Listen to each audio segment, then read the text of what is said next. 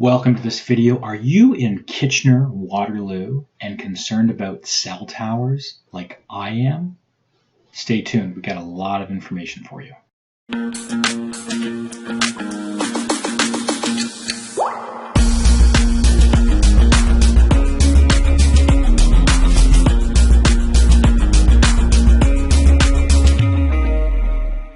What you're looking at is a cell tower map of Waterloo.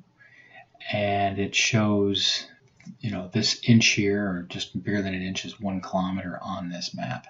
When you look at, what is a kilometer out and then draw a radius around that cell tower and the impact it has on a certain area, let me show you this on our Waterloo Living Near a Cell Tower page.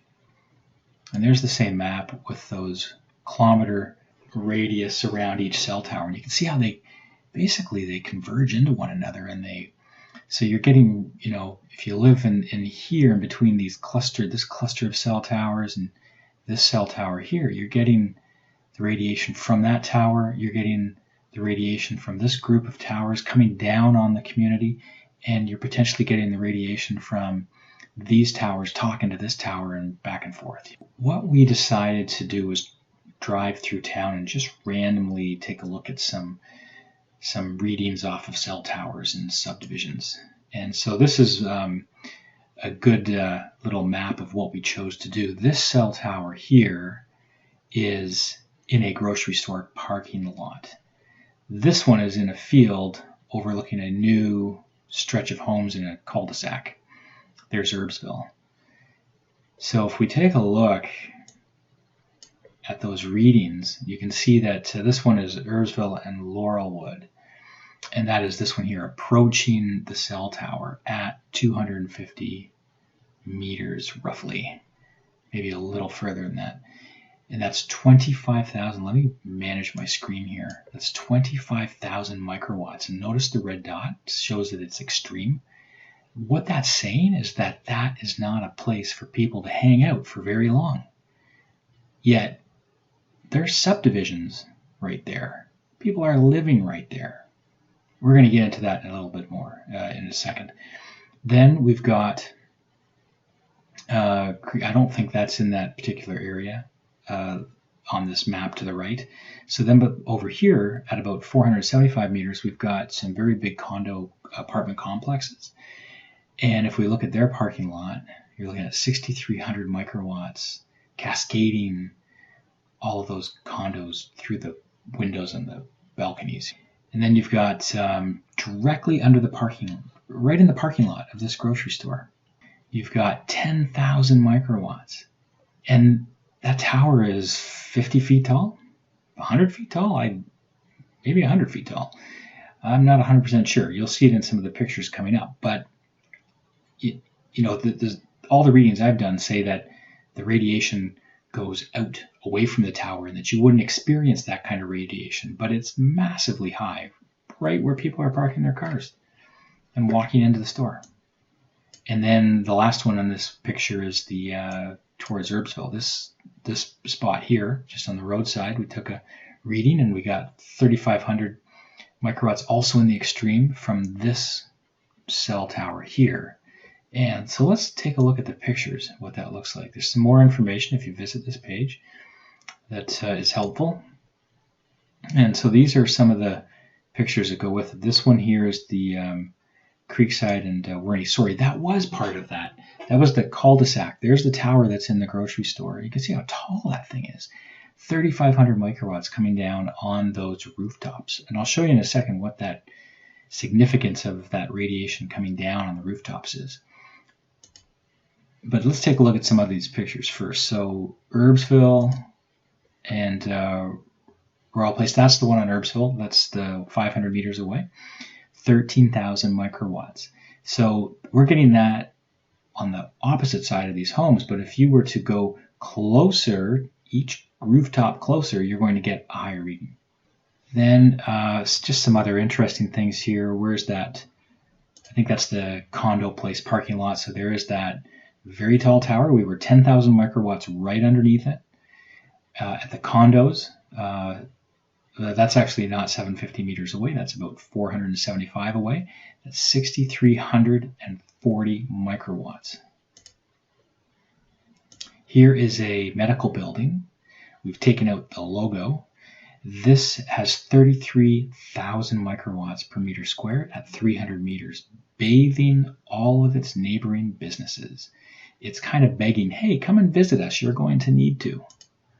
And if we scroll down the page here, we've got some information on, what is that radiation doing? It's coming right down on the rooftop. There is no protection in that material. It does not slow down that radiation. If this was brick on the sides, you might get some reflection, but it actually is strong enough to go right through the brick, not as powerfully as it does through the roof. But as it goes through the roof, those are where the bedrooms are. That's where we're sleeping. This is where there are some major concerns, which we'll get into. This, on the right-hand side, is an epidemiology study that talks about what was reported. And you can search this kind of thing all day long. This is going on. Cell tower goes up over a certain number of years. Strange things are happening. Here are some concerns listed, some solutions.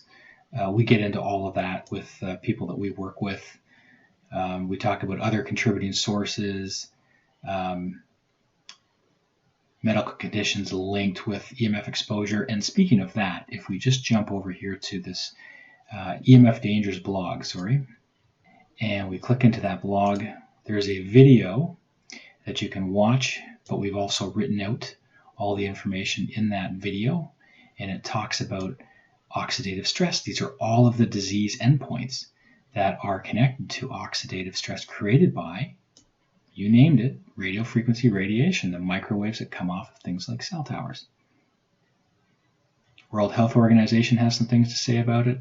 They need to do a big update according to this video and others. The Ramazzini Institute, which I think we'll come across here in a second. This graph shows that the natural background radiation that we've lived with, that we've evolved with, in the green, had no real low exposure in the larger 1 gigahertz radiation frequencies, and all the way up to 1 terahertz. It was minimal. It was coming through a little bit from the sun, minute amounts. And look at what this is saying is that in the 50s we filled out a little bit of that with radiation, with radar, and then we filled in the 1980s. We started to put up some towers and radio FM and AM radios.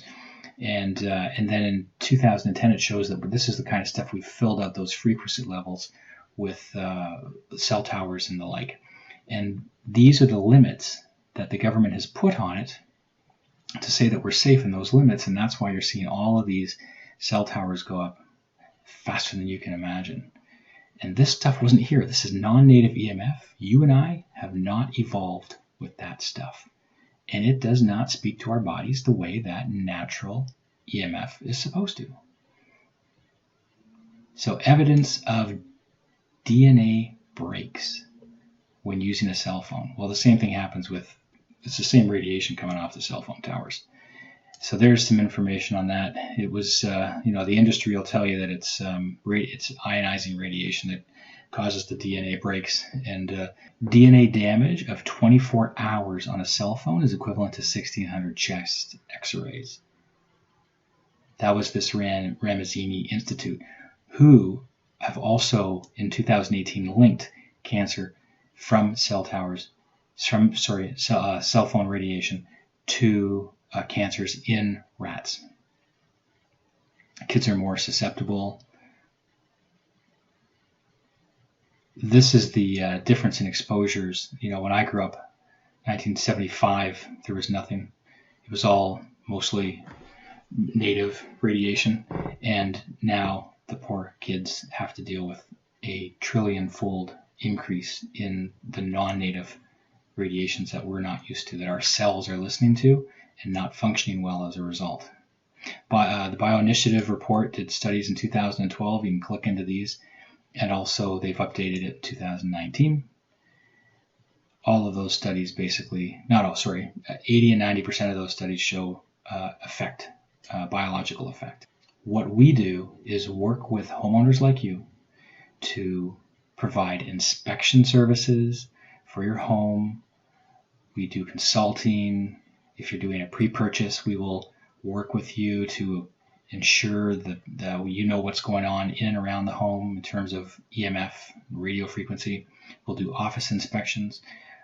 So we'll provide you with a complete inspection, a report, and then we can make together decisions on what steps would be necessary for you to make sure you can shut down your sleeping quarters, particularly, so that you are no longer impacted by the 24/7 radio frequencies that you cannot escape anywhere else. As soon as you leave your home, you go to the grocery store, you got a cell tower in the parking lot. You cannot get away from that. You go to your office, you go to school. They have Wi-Fi routers. You can't get away from it. But in your home, you can manage that, and that's where we help you. When we go to sleep, the pineal gland does not distinguish between daylight in the sensors and, you guessed it, radio frequency radiation. It's penetrating your roof. It's penetrating your sleeping space. It's penetrating your sensor. Hope this helps. Hope to hear from you. Thank you for watching.